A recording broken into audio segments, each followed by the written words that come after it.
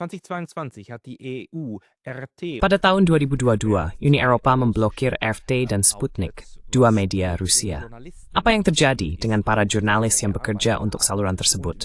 Dan bagaimana mereka mengalami Eropa saat ini? Itulah yang ingin saya bicarakan hari ini bersama Ibu Ilona Pfeffer, yang sebelum pemblokiran bekerja untuk Sputnik dan sejak itu, tidak lagi. Bu Pfeffer, selamat datang. Ya, Tuan Lotas, terima kasih banyak ada limits ini, sayang. Saya juga senang. Saya sudah lama bertanya-tanya, apa yang terjadi dengan para jurnalis? Bisakah Anda terlebih dahulu menceritakan sedikit tentang diri Anda? Dari mana asal Anda? Dan bagaimana akhirnya Anda bekerja di Sputnik Deutsch? Ya, gern. Ya, dengan senang hati. Jadi saya berasal dari Kazakhstan yang pada waktu itu masih menjadi bagian dari Uni Soviet ketika saya lahir dan dibesarkan di sana sebagai bagian dari minoritas Jerman. Dulu ada gelombang migrasi besar dari Jerman, terutama pada paruh kedua abad ke-19. Dari sanalah nenek moyang saya berasal pertama ke Rusia, lalu mereka menyebar. Dan begitulah akhirnya saya sebagai orang Jerman etnis berasal dari perbatasan Tiongkok, jauh di tenggara Kazakhstan. Setelah runtuhnya Uni Soviet, banyak orang Jerman etnis yang datang ke Jerman atas undangan Kanselir Helmut Kohl saat itu. Dan begitulah keluarga saya juga datang ke sini. Und so kam auch meine Familie hierher. Und Dan ya, setelah belajar bahasa Inggris dan sejarah seni Eropa, saya akhirnya memutuskan bahwa saya ingin terjun ke dunia jurnalisme, karena saya memang sangat tertarik dengan hal itu. Saya masuk melalui jalur yang tidak biasa, dan semuanya berjalan dengan baik.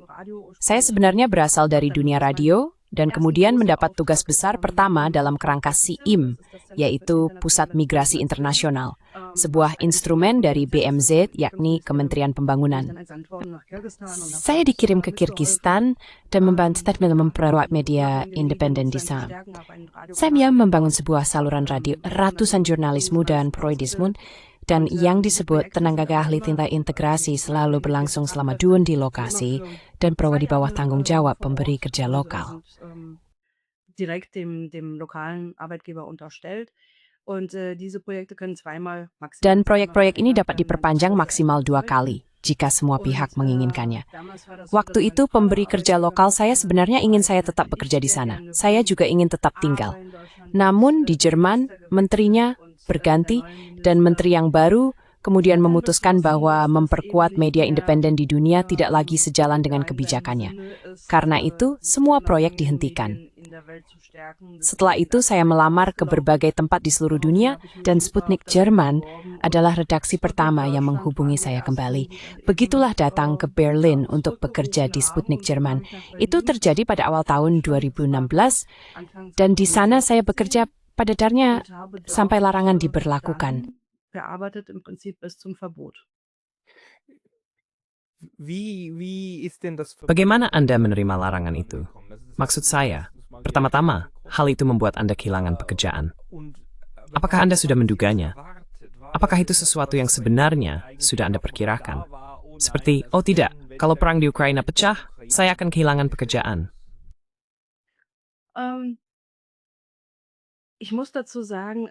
Ya, saya harus mengatakan bahwa sejak awal memang tidak mudah bagi media asing Rusia untuk bekerja di Jerman.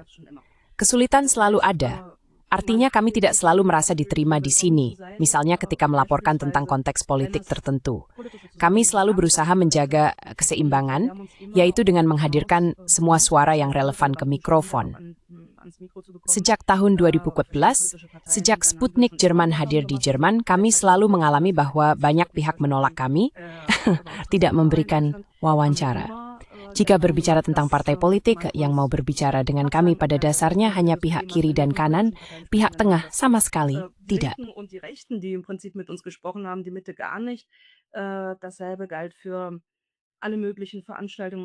Hal yang sama berlaku untuk semua jenis acara dan semua jenis pakar.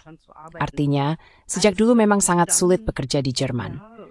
Ketika situasi di Ukraina kemudian memanas, kami sebenarnya memperkirakan tentu saja kami juga membahasnya secara internal, bahwa Rusia kemungkinan besar akan mengakui Donetsk dan Luhansk, tetapi tidak akan melangkah lebih jauh. Jadi kami benar-benar terkejut dan tidak menyangka ketika operasi khusus itu benar-benar dimulai, yaitu ketika perang Petnahatis.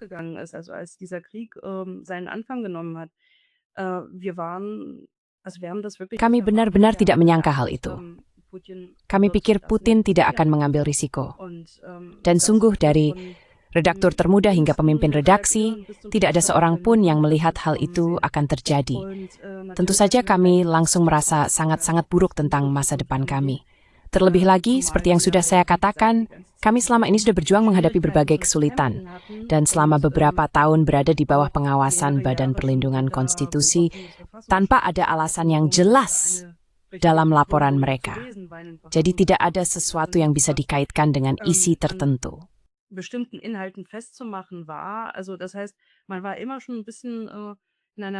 Jadi artinya kami memang sudah sejak awal berada dalam situasi yang agak terancam, dan ketika semuanya mulai terjadi, kami sudah merasa bahwa ini bisa jadi akhir dari perjalanan kami. Dan memang semuanya terjadi cukup cepat. Saya baru saja melihat lagi datanya. Awalnya ada sebuah cuitan dari Ursula von der Leyen yang sudah mengumumkan bahwa ia ingin melarang media Rusia atau mengusir propaganda Rusia dari Uni Eropa. Lalu keputusan resmi dari Dewan Eropa pun datang sangat cepat. Keputusan itu keluar pada Maret 2022, dan sejak saat itu kami menganggur.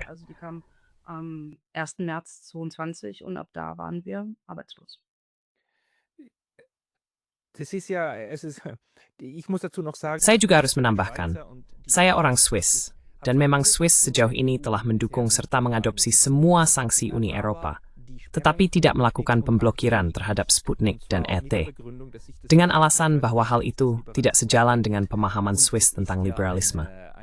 Memang merupakan sikap yang sangat tidak liberal untuk memblokir sebuah lembaga media. Bahkan jika kita berasumsi bahwa lembaga media tersebut menyebarkan narasi yang tidak kita dukung. Namun, sebuah masyarakat liberal seharusnya mampu menoleransi hal itu. Apa yang terlintas di benak Anda saat itu? Dan bagaimana Anda serta rekan-rekan Anda memproses kenyataan bahwa kini secara resmi dikatakan ada narasi yang dilarang di Uni Eropa atau yang tidak ingin diizinkan, terlepas dari apakah narasi itu mendukung perang atau tidak, tetapi keputusan itu tetap diambil.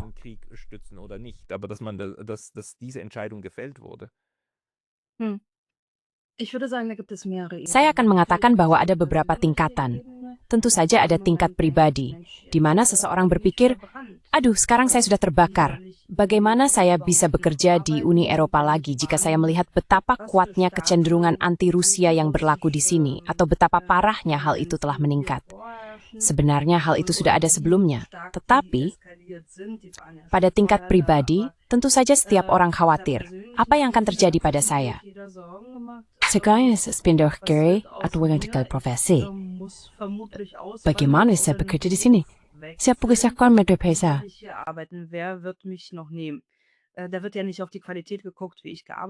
Di situ orang tidak melihat pada kualitas bagaimana saya bekerja secara pribadi, tetapi kita sedikit dianggap bertanggung jawab secara kolektif. Kamu bekerja untuk orang Rusia, kamu tidak punya masa depan di sini. Tentu saja hal itu terlintas di kepala. Kedua, tentu juga ada tingkat ancaman itu. Saya harus mengatakan, kami menerima sangat banyak ancaman pembunuhan. Ratusan ancaman pembunuhan masuk. Sebuah bom molotov dilemparkan melalui jendela. Merupakan sebuah bom Brighton itu meledak. Kapan?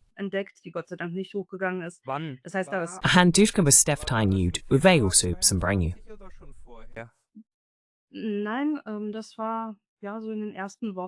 Tidak, itu terjadi pada minggu-minggu pertama perang, saya kira. Jadi itu benar-benar dampak langsung pertama yang kami rasakan. Media juga berperan dalam hal itu, harus saya akui. Dan saya merasa itu sangat mengkhawatirkan. Saya tidak akan menyebut nama, tetapi itu adalah media arus utama atau tabloid Jerman yang benar-benar memburu topik ini. Artinya, mereka misalnya mempublikasikan lokasi persisnya, alamat lengkap redaksi beserta denah bangunannya. Menyebutkan bahwa beberapa karya kami masih tinggal yang adalah beberapa sejauh oleh kaya. Das war der Chefredakteur und seine Familie, es waren mehrere Mitarbeiter von Ada beberapa karyawan dari RIA Novosti, tempat kami juga bekerja. Mereka tidak bisa pergi kemanapun. Artinya, kami para karyawan biasa bisa pulang ke rumah dan mungkin merasa agak aman di sana. Mereka tidak bisa pergi, jadi mereka tetap tinggal di gedung itu dan pada dasarnya harus menanggung akibatnya. Bom Molotov atau bom, itulah yang mereka alami. Kami karyawan lainnya sudah lama berada di rumah saat itu. Semuanya juga direkam, kamera diarahkan ke sana. Even Liu Faikinu anak hek, itu netek itu.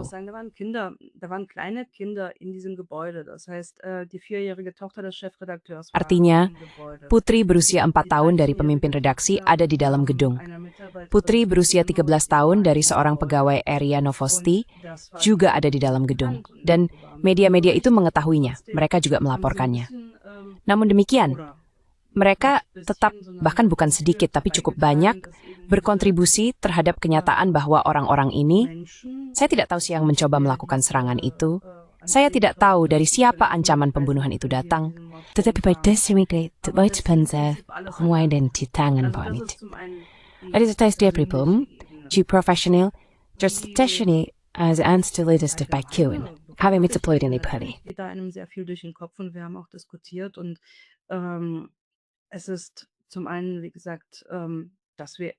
Pertama-tama, seperti yang sudah dikatakan, kami pada awalnya menganggur. Kedua, pada waktu itu Menteri Luar Negeri Annalena Baerbock dalam kunjungannya ke Rusia menyampaikan pidato yang berapi-api, dan antara lain menekankan apa arti kebebasan pers, serta bahwa hal itu merupakan nilai yang dijunjung tinggi di Barat, dan pada dasarnya ingin mengajari Rusia tentang makna kebebasan pers. Saya tidak tahu bagaimana konsep kebebasan pers dan nilai-nilai Barat dijalan dengan pelarangan media yang tidak disukai. Ketiga, konsep stasiun penyiaran luar negeri itu sendiri bukanlah konsep Rusia. Das Konzept eines Auslandssenders, das ist ja kein russisches. Das haben meines Wissens die Briten erfunden mit der BBC. Sejauh yang saya tahu, orang Inggris yang menemukan itu dengan BBC. Orang Jerman melakukan hal yang sama dengan Deutsche Welle. Orang Amerika melakukannya dengan CNN. Apa yang mereka lakukan? Mereka pergi ke negara lain, melaporkan dalam bahasa lokal, tetapi selalu dengan sudut pandang mereka sendiri. Hal itu bisa diamati di mana-mana. Mengapa yang satu diklasifikasikan sebagai peliputan luar negeri dan yang lain sebagai propaganda? Itu hanyalah pertanyaan yang bisa diajukan begitu saja. Lalu setiap orang bisa membentuk pendapatnya sendiri. Saya tidak melihat bagaimana hal itu bisa cocok. Karena itu, apa yang terjadi di sana terasa semakin tragis. Masih ada satu hal lagi yang perlu ditambahkan.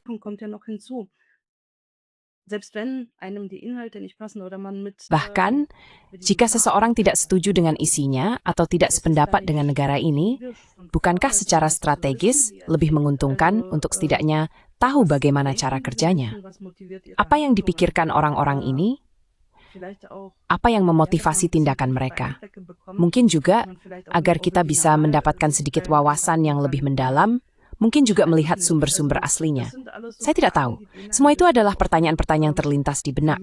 Bagi saya pribadi, hal itu tidak sejalan dengan kebebasan pers dan informasi, dengan nilai-nilai liberal, dan juga dengan pertimbangan strategis. Saya tidak melihat logika di baliknya.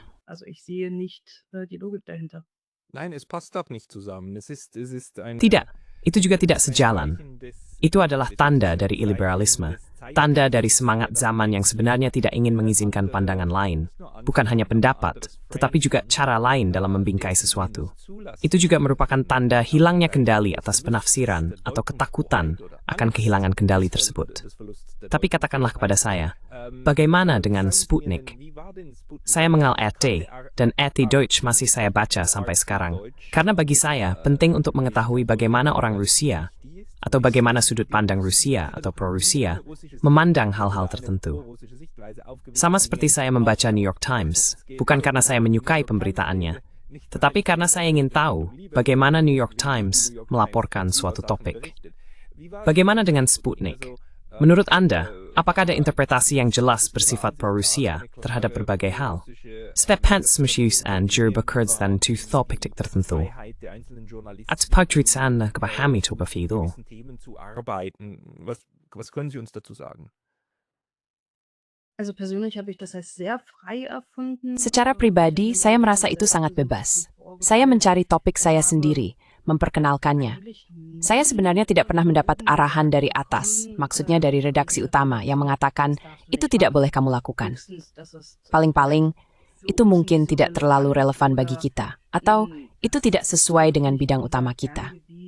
Misalnya, saya ingin lebih banyak melaporkan tentang olahraga, karena saya memang suka olahraga dan tertarik padanya. Tapi kami bukan stasiun olahraga, tapi secara umum, terutama dalam hal politik, saya akan mengakan perbedaan besar, kalau boleh dibilang, dibandingkan dengan media Jerman lainnya, bahwa kami melihat sedikit lebih cermat pada peristiwa di luar gelembung itu. Vorgänger außerhalb der Bubble geguckt hat. Also das heißt, wenn der russische Präsident eine Rede gehalten hat, dann hat Jadi artinya ketika Presiden Rusia menyampaikan pidato itu pasti dianalisis dengan jauh lebih mendalam, disajikan kembali dengan jauh lebih teliti, dan juga lebih lengkap dibandingkan dengan yang biasanya dilakukan oleh ARD. Selain itu, saya tidak melihat perbedaan besar. Saya juga pernah bekerja untuk media Jerman, kemudian di Sputnik, dan saya tidak bisa mengatakan bahwa ada perbedaan besar. Saya tidak tahu seperti apa kebanyakan orang membayangkan redaksi kami, tetapi dari para staf kami, hanya sangat sedikit yang orang Rusia. Sebagian besar adalah orang Jerman atau memiliki kewarganegaraan lain. Hanya segelintir yang benar-benar berbahasa ibu Rusia. Dan dari mereka, kalau saya hitung dengan benar, hanya 3 yang merupakan warga negara Rusia. Jadi redaksi sangat beragam dengan banyak topik dan saya pribadi tidak pernah mengalami pembatasan apapun terkait peliputan saya. Seberapa redaksi Sputnik Deutsch?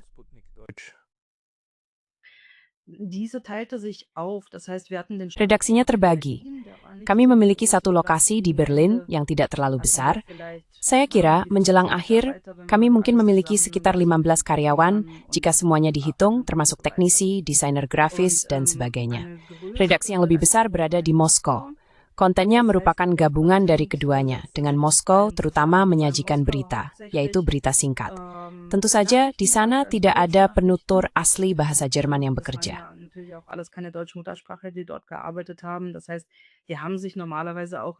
Artinya, biasanya kami juga tidak mengambil kontribusi yang kompleks seperti ini, tapi kami melakukannya. Jadi, kami memang menghasilkan lebih sedikit secara kuantitas di Berlin, tetapi yang kami kerjakan lebih kompleks, seperti wawancara panjang atau analisis. Kami juga membuat konten video dan audio. Moskow tidak melakukan itu. Moskow terutama bertanggung jawab untuk membuat berita singkat atau menulis ulang konten dari pihak lain. Begitulah cara pembagian tugasnya. Alright, but you have one is fair we were in Moscow. Do you like a big to better like kami? Es gibt ja eben, Sie haben es am Anfang schon gesagt, es ist die Anda sudah menyebutkannya di awal.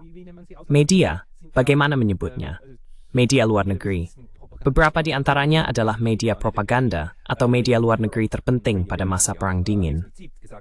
Tentu saja Radio Free Europe dan Radio Liberty, yang secara eksplisit mengatakan, kami akan memproyeksikan konten barat ke timur sejauh mungkin dan mendorong konten kami ke luar negeri.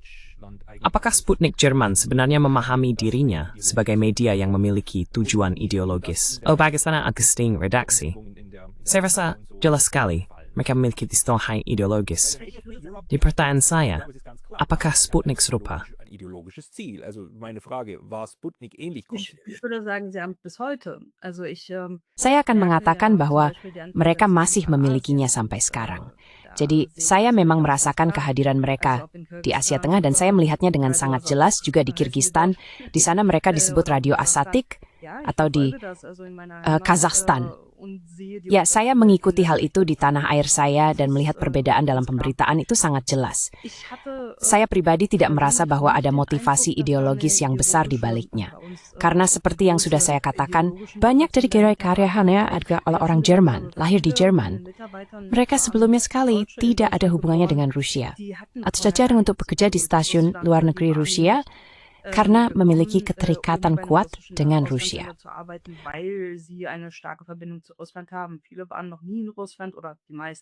Banyak dari mereka belum pernah ke Rusia, atau sebagian besar belum. Mereka tidak memahami politik Rusia? Sebenarnya tidak.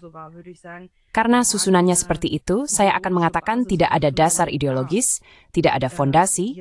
Setiap orang tentu memiliki pandangan pribadi yang sedikit berbeda, tetapi secara umum tidak.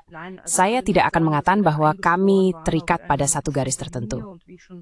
Dan seperti yang sudah saya katakan dan jelaskan, kami selalu memilih topik kami sendiri, mempresentasikannya di pagi pet, lalu membuat laporan kami. Saya tidak mengalami ada sesuatu yang ditolak relevan ideologis.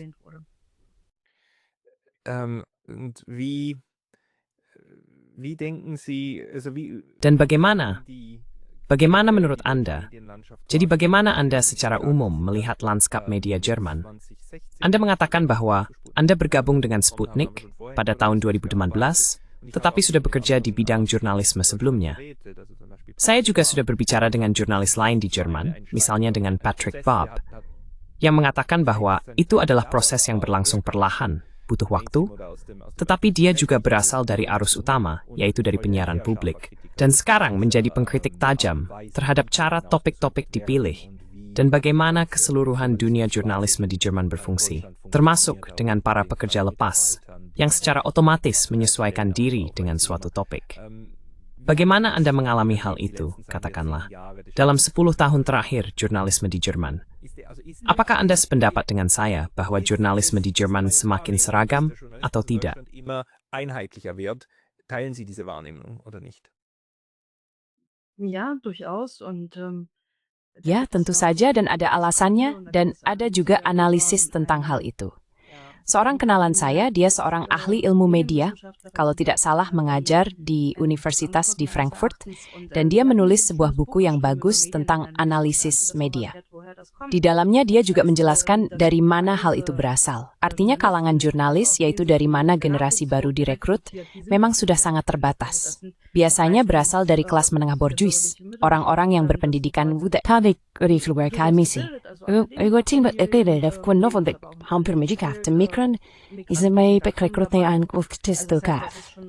kleine Gruppe, aus der sich das rekrutiert.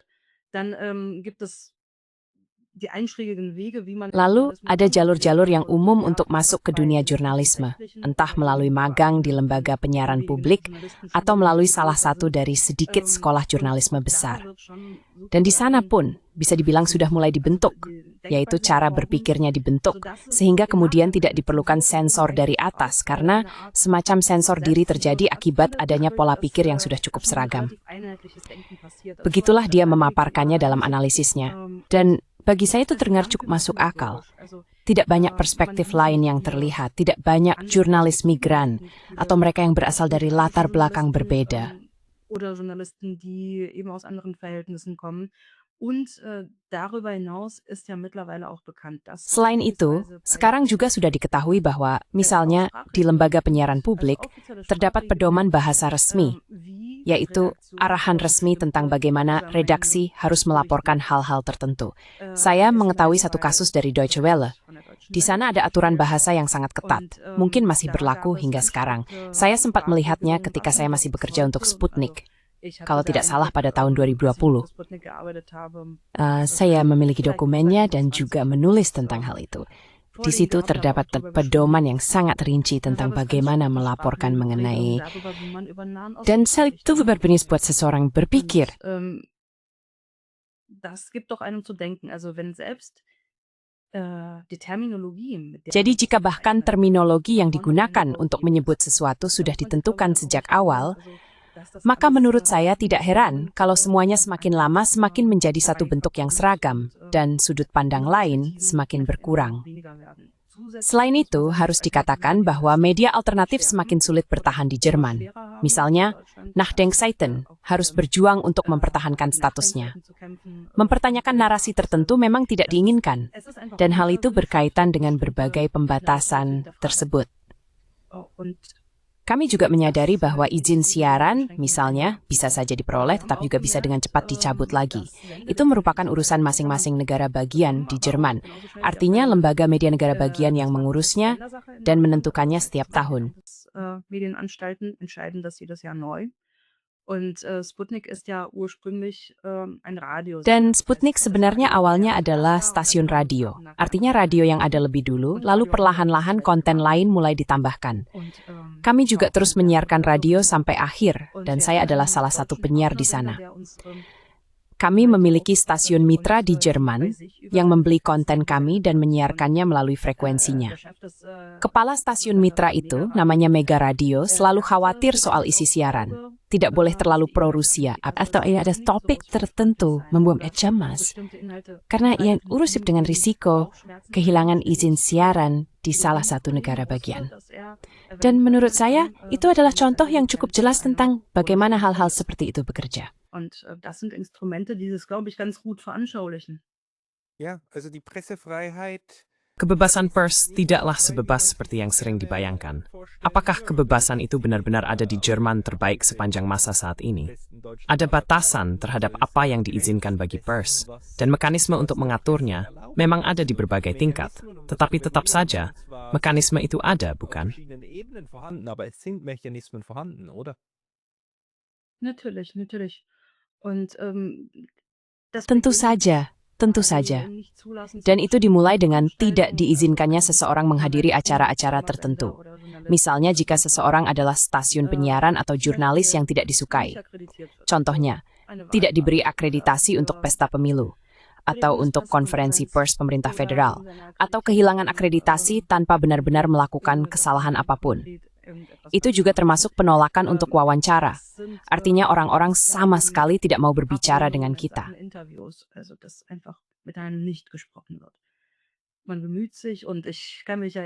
Kami berusaha keras, dan saya masih ingat ketika kami sesekali mendapat seseorang dari partai yang biasanya tidak mau berbicara dengan kami, itu adalah hari yang istimewa. Kami benar-benar berupaya untuk itu. Kami menginginkannya. Kami menginginkan keberagaman suara, karena begitulah cara kami. Cara saya memahami profesi jurnalis. Tugas saya bukan untuk menyebarkan pendapat ke dunia luar.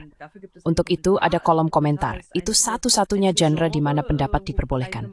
Tetapi selain itu, saya selalu berusaha mengumpulkan suara-suara yang relevan atau semua fakta agar konsumen media, baik pendengar, pembaca maupun penonton, dapat membentuk pendapatnya sendiri. Begitulah saya memahami profesi ini.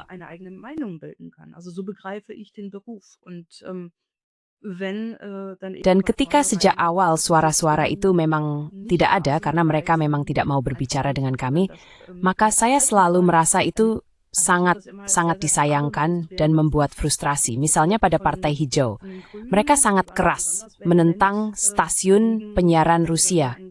Sebenarnya hanya Hans Christian Ströbele yang selalu berbicara dengan kami karena dia mengambil sedikit kebebasan untuk melakukannya. Dan sedikit kawan saya mereka memprediksi, saya bersenang kawan kita penalti wawas calas, dan nanti yang membawas debisit so pandan habut. En jeans go hai dua partai wa dua partai ada sesuai cap, tetapi tu atolasinya bagi kami, analnya bagi kami, ini mau kayak anal kini mengkait sekali menjadi sulit. Ja, und das macht das eben schwierig. Apakah Anda di Sputnik mengetahui bahwa Sputnik seolah-olah telah dijadikan semacam kain merah, seperti yang dikatakan dalam bahasa Jerman, yang sama sekali tidak boleh disentuh? Kalau tidak, seseorang akan dianggap bersalah karena berhubungan. Orang-orang menolak Anda begitu saja, dengan alasan, "Ya, tidak, saya tidak boleh berbicara dengan Anda. Kalau tidak, saya tidak bisa lagi berbicara dengan stasiun lain."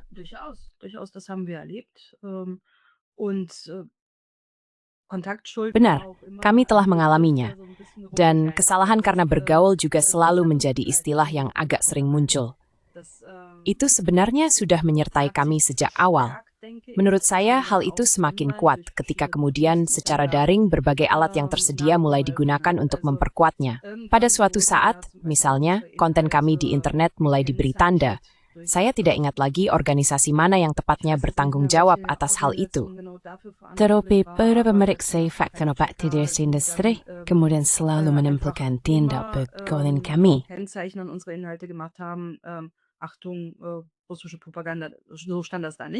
Perhatian, propaganda Rusia memang tidak tertulis seperti itu. Namun secara visual langsung disorot. Pembaca atau konsumen harus berhati-hati terhadap konten semacam ini. Selain itu, visibilitasnya juga dikurangi. Artinya, dalam pencarian daring, orang tidak selalu menemukan konten kami. Semua itu berperan. Saya memang merasa bahwa ini adalah sesuatu yang sistematis, yang sudah dimulai jauh sebelum perang. Pada dasarnya di Jerman, Sputnik sudah dibatasi sejak awal.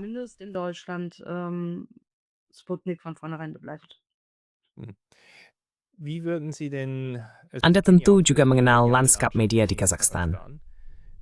Jika Anda membandingkannya dengan lanskap media di Jerman, di mana orang dapat bergerak lebih bebas. Mungkin ini pertanyaan yang agak sederhana, atau bahkan bodoh, tetapi adakah cara bagi Anda untuk membandingkan kedua lanskap media tersebut?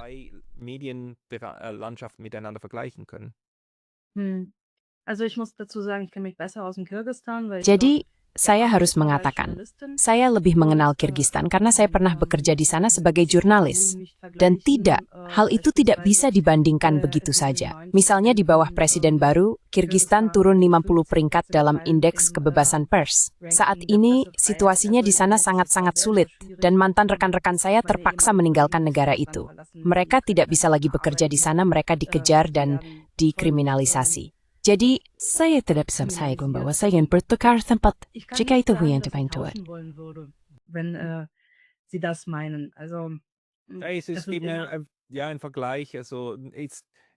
Adi sebuah perbandingan.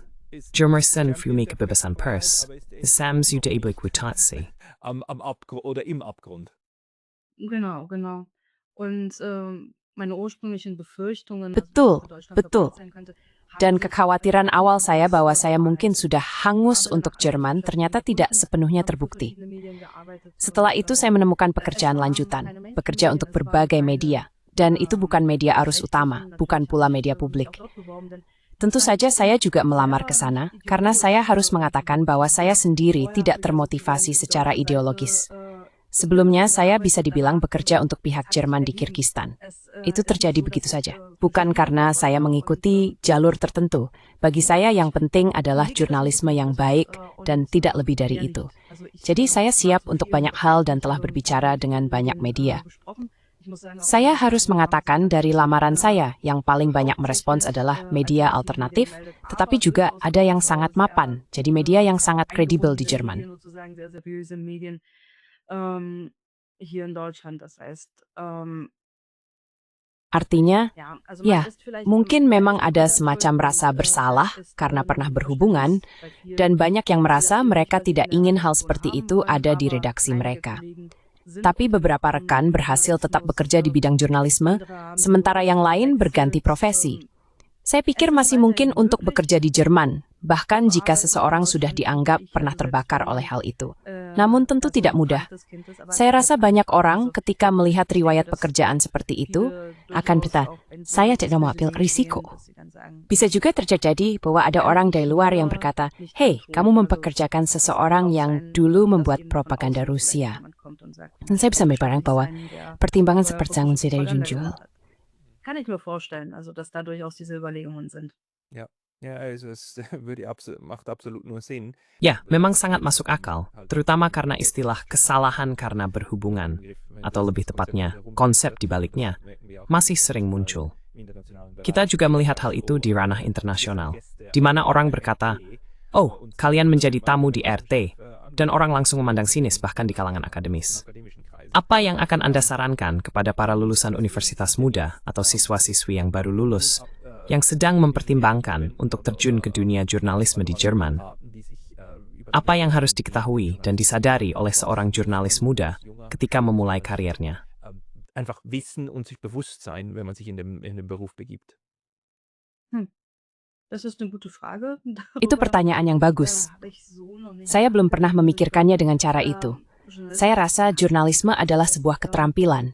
Artinya, saya mungkin akan menyarankan Anda untuk mempelajari bidang lain, misalnya ilmu politik, agar memiliki bidang keahlian tertentu.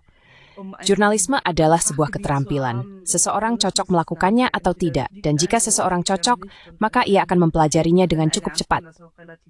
Saya tidak tahu sejauh mana masuk akal untuk benar-benar mengikuti program magang di lembaga penyiaran publik. Karena tentu saja itu memakan waktu lama, pertama untuk menyelesaikannya, dan kedua, memang ada peluang besar untuk dipekerja telahnya, tetapi seseorang harus tahu apa yang ia jalani. Man muss wissen, worauf man sich einlässt. Also ich bin nicht so, dass ich die öffentlich-rechtlichen per se. Jadi saya bukan tipe orang yang secara otomatis mengkritik media publik atau menganggapnya tidak layak direkomendasikan. Namun, hal-hal seperti harus memenuhi ekspektasi tertentu, harus mengikuti pedoman bahasa. Itulah perbedaan yang jelas antara media publik dan media alternatif. Di sisi lain, media alternatif sering terancam oleh berbagai faktor risiko lain, seperti masalah pendanaan atau kehilangan visibilitas ketika diberi label tertentu. Semua itu lebih terdanani. Terus saya masih terpikir, ini adalah pasal. Journalismus ist nach wie vor wichtig und es ist ein toller Beruf. Es ist ein Beruf, der auch einen sehr Ini adalah profesi yang membuat seseorang berhadapan dengan berbagai hal dan mendorong untuk berpikir lebih dalam tentang sesuatu, juga untuk mempertanyakan berbagai hal. Karena itu, ya, sangat direkomendasikan untuk menjadi jurnalis jika seseorang memiliki minat dan mungkin juga sedikit bakat untuk itu. Namun, jalur mana yang akan diambil? Apakah melalui lembaga penyiaran publik, sekolah jurnalisme ternama, atau sebagai seseorang yang berpindah karier? Perlu ini saya pertimbangkan. Apa yang penting bagi saya? Apa yang penting bagi saya yang memiliki kedapatan karakter baik dan kreatif penting? Tetapi juga harus memikirkan itu, terutama kebebasan saya dan dalam peliputan. meine Freiheit in der Berichterstattung angeht. Namun, terlepas dari semua kritik terhadap apa yang telah terjadi di Uni Eropa dan di Jerman, bagaimana kesimpulan Anda hari ini? Di Jerman, jurnalisme yang baik masih bisa dilakukan. Hanya saja tidak mudah, dan seseorang juga harus memahami ladang ranjau tempat ia bergerak, bukan begitu? Natürlich. Und Tentu saja. Dan ada mekanisme otomatis tertentu yang saya amati. Dan di situ seseorang dengan cepat sampai pada batas apa yang bisa diucapkan.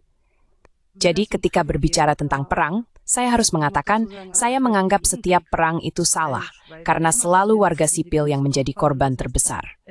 Artinya, saya pribadi juga tidak bisa mendukung perang di Ukraina, karena hanya segelintir orang yang memutuskan nasib banyak orang, dan merekalah yang kemudian menderita.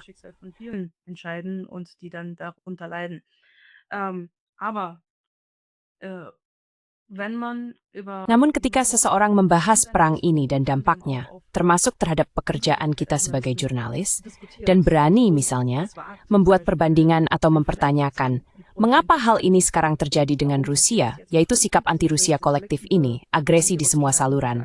Mengapa hal seperti itu tidak pernah terjadi pada perang-perang ilegal NATO? Maka dengan cepat muncul argumen, itu adalah whataboutism. Saya tidak tahu. Tampaknya diperbolehkan dan saat memperhatikan Iran. Ini aspek penting pelajaran yang bayangkan di sini, di Eropa dan Jerman yang dianggap bebas. freien Europa und Deutschland. Jadi, jurnalisme itu sebebas jurnalisme memberi kebebasan kepada dirinya sendiri. Dan gunting di kepala, pengetahuan tentang bagaimana sebaiknya melaporkan agar tetap berada dalam wacana publik yang sopan. Pengetahuan itu ada, dan dalam kerangka itulah sebagian besar jurnalisme di Jerman bergerak.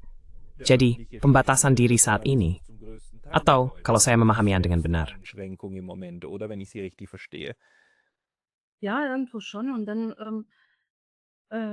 Ya, dalam batas tertentu. Dan tentu saja ketika kita menonton siaran Tagesschau, di sana sudah terjadi penyaringan awal. Jelas, tidak mungkin melaporkan semua hal yang sedang terjadi dan penting di dunia saat ini. Jadi ada proses pemilihan.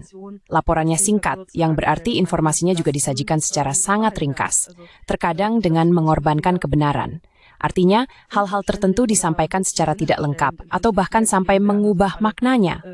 Terutama jika menyangkut isu-isu yang kompleks.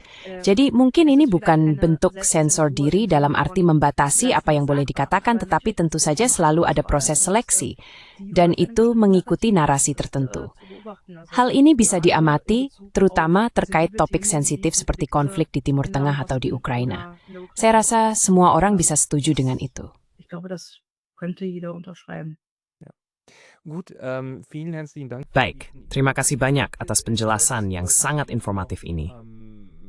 Apakah ada hal lain yang menurut Anda penting untuk disampaikan? Sesuatu yang sebaiknya diketahui ketika membahas perkembangan jurnalisme di Jerman? Atau apakah kita sudah membahas topik-topik terpenting? Die wichtigsten Themen abgedeckt. Hm, ja, doch, vielleicht. Ya, mungkin begitu. Ini adalah sesuatu yang tidak hanya menyangkut jurnalisme, tetapi juga masyarakat dan politik secara keseluruhan. Keinginan untuk tahu atau untuk memahami yang saya rasa semakin hilang. Dan mereka yang berusaha keras untuk itu, misalnya Gabriele Kroner-Schmalz yang sudah bertahun-tahun sebelumnya berupaya untuk memahami Rusia, itu tidak berarti menyetujui Rusia atau kebijakan Rusia, tetapi sekadar upaya untuk memahaminya sebelum membentuk penilaian. Senengnya, dari di Jerman sahen tesin sering dianggap buruk. Memahami Rusia untuk memecah ya demikian ingin berubah. Und war es auch schon vor dem Krieg. Und das finde ich sehr, sehr schade. Also man muss Dan aku merasa itu sangat disayangkan. Jadi kita tidak harus menyetujuinya, tapi setidaknya kita harus mencoba memahaminya. Kita juga sudah sempat membicarakannya di awal, dan itulah yang aku harapkan. Sangat membantu untuk bepergian dan mengenal orang-orang atau setidaknya mengonsumsi konten mereka tanpa filter dari gelembung kita sendiri. Aku menyadari bahwa hasil yang didapat bisa sangat berbeda ketika kita mencari suatu topik di Google dibandingkan mencarinya di Yandex. Yandex itu mesin pencari Rusia. Di situ terlihat bahwa ada filter tertentu, hasilnya benar-benar berbeda. Termasuk juga gambar yang muncul untuk topik tertentu.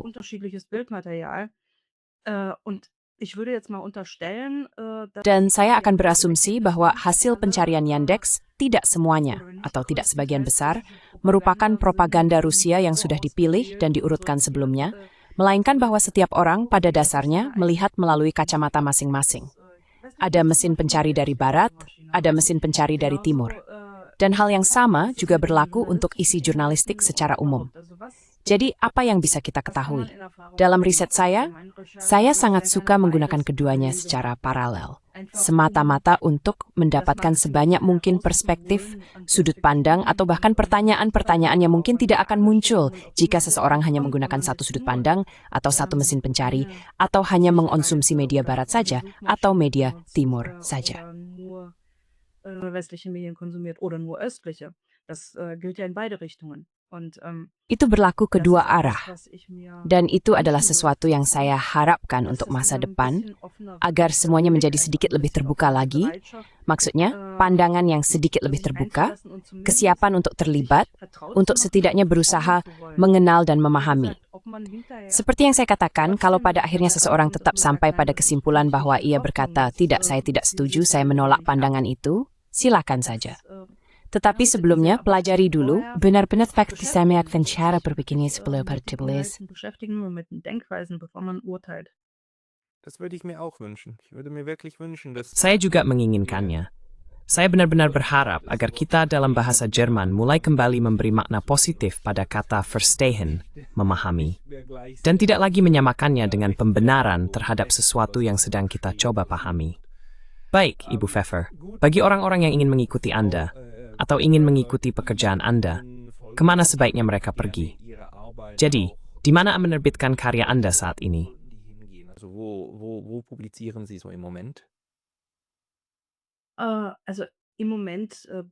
Saat ini, saya terutama tidak bekerja sebagai jurnalis, melainkan sebagai juru bicara sebuah penerbit. Sesekali saya masih membuat konten jurnalistik, tetapi itu biasanya berdasarkan kesepakatan dan untuk berbagai media. Bagi siapapun yang ingin mengenal sedikit tentang apa yang telah saya kerjakan belakangan ini, bisa membaca artikel saya di Hintergrund, yaitu di hintergrund.de. Di sana saya menulis beberapa artikel panjang tentang berbagai topik. Längere Artikel geschrieben zu unterschiedlichen Themen. Mein Hauptinteressengebiet ist die internationale Politik Bidang utama minat saya adalah politik internasional, dan di sana saya benar-benar bebas memilih topik saya sendiri dan menulis dengan sangat mendalam, yang saya anggap sebagai sebuah berkah, karena dengan begitu banyak aspek yang bisa dimasukkan. Bagi siapapun yang tertarik, artikel-artikel tersebut masih bisa ditemukan di sana. Sayangnya, semua karya Sputnik pada dasarnya telah dihapus dari ruang publik, sekarang tidak bisa ditemukan lagi, kecuali Wayback Machine. Secara konten, seralvidip dagkrut tekut tuain detik flying dan skugrund. Lohnen würde, wer sich interessiert, wären dann auf Hintergrund zu finden. Okay. Silakan kunyi hintergrund.de. Tautingnya akan di chumsi deskripsi video ini. Ibu Ilona Pfeffer, ranksi banyak, at stack ini. Ich danke Ihnen.